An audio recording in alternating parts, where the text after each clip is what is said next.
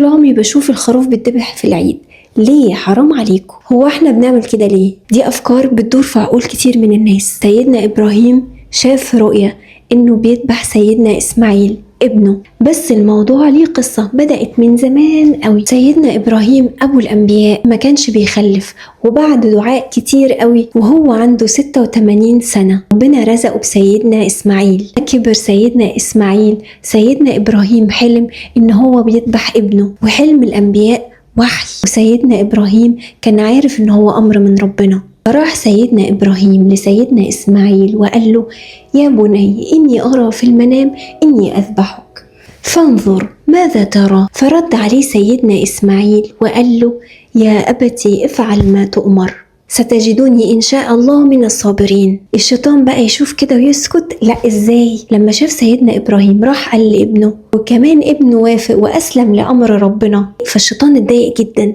فعمل إيه بقى؟ طلع متجسد في صورة رجل لسيدنا إبراهيم عشان يوسوس له: هتقتل ابنك، ده حلم مش رؤية. لكن سيدنا إبراهيم عرف إن ده الشيطان، رمى عليه 7 حصوات وقال الله أكبر، وظهر لسيدنا إبراهيم الشيطان للمرة التانية والتالتة في أماكن مختلفة، وسيدنا إبراهيم رمى عليه حصوات، وده معناه إن الشيطان ظهر 3 مرات لسيدنا إبراهيم وسيدنا إسماعيل وهم في طريقهم عشان ما ينفذوش أمر ربنا.